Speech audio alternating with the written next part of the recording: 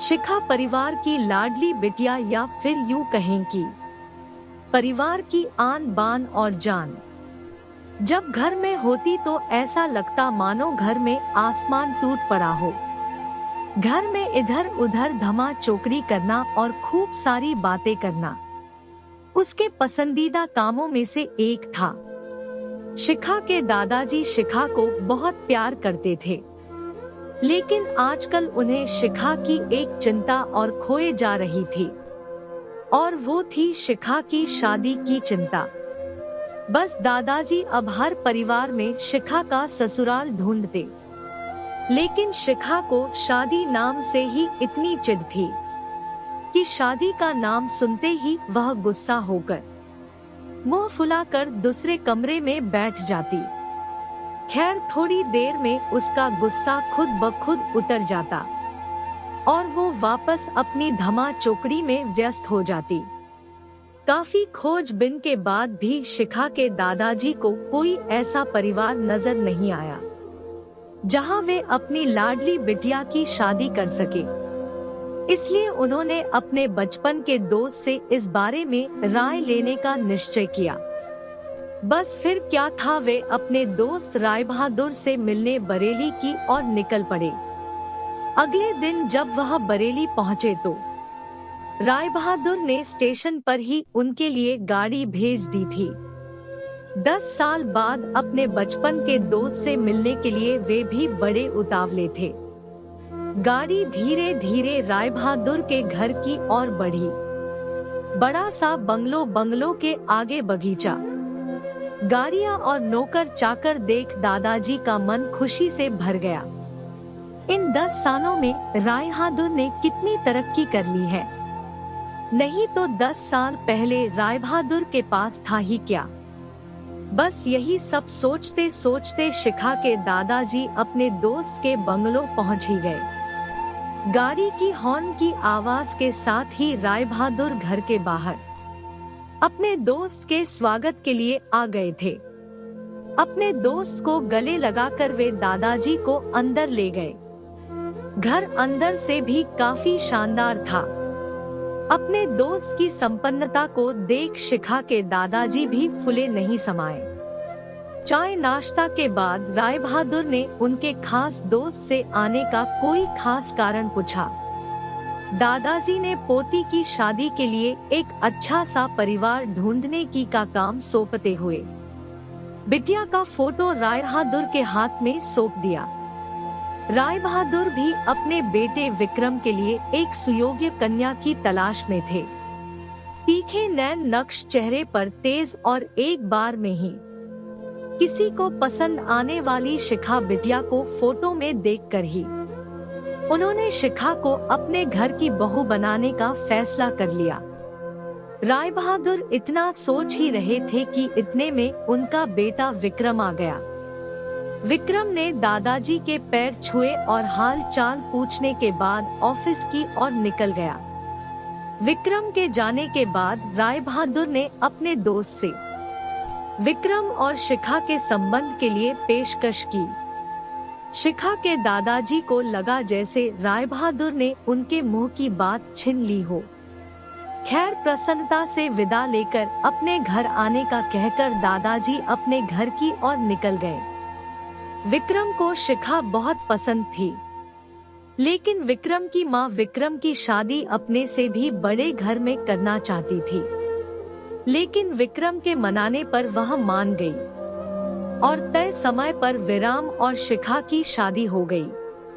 ससुराल में शिखा के सास ससुर विक्रम के बड़े भैया भाभी और शिखा की ही उम्र की एक ननंद थी रागिनी। अपनी सादगी और सबका अच्छे से ख्याल रखने के कारण शिखा ने घर में सबके दिलों में जगह बना ली। लेकिन अपनी तमन कोशिशों के बावजूद अपनी सासू माँ का प्यार पाने में असफल रही। वह शिखा के हर काम में कुछ ना कुछ गलती निकाल ही देती थी।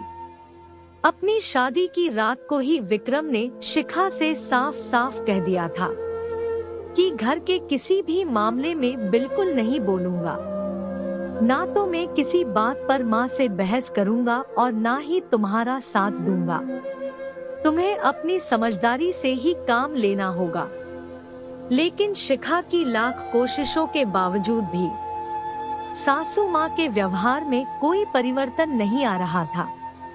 शिखा की ननद जरूर उसकी माँ से शिखा भाभी के प्रति इस तरह के व्यवहार पर उलझ जाती, लेकिन इससे भी केवल बात बढ़ने के अलावा कुछ नहीं होता। इसी तरह करीब 1 साल निकल गया। शिखा और विक्रम को जुड़वा बेटियां हुई। यह समय शिखा के लिए अग्नि परीक्षा का समय था। शिखा का दर्द शिखा के लिए आंसू बन गया था। ससुराल में शिखा को संभालने वाला कोई नहीं था और विक्रम और उनके पापा ने शिखा को अपने मायके भेजने के लिए पहले ही मना कर दिया था।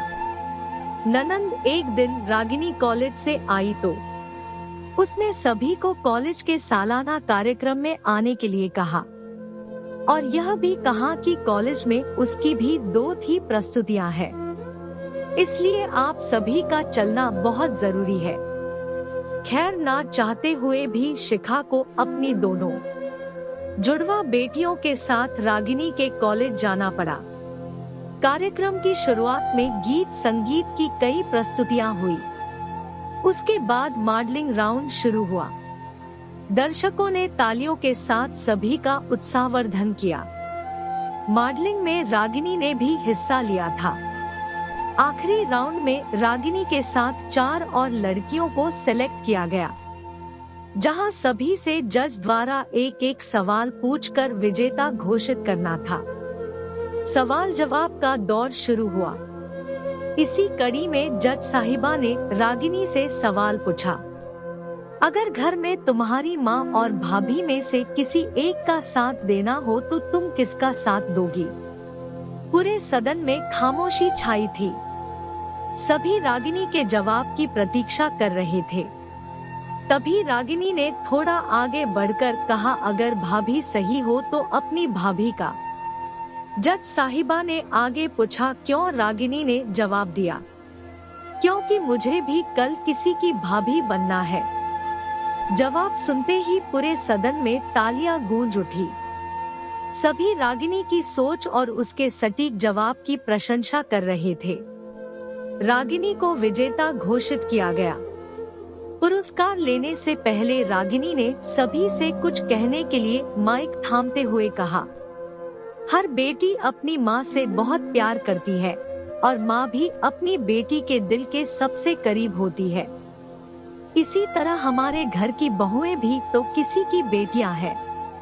आज हम किसी की बेटियां हैं, कल से किसी की भाभियां और बहुएं बनेंगी।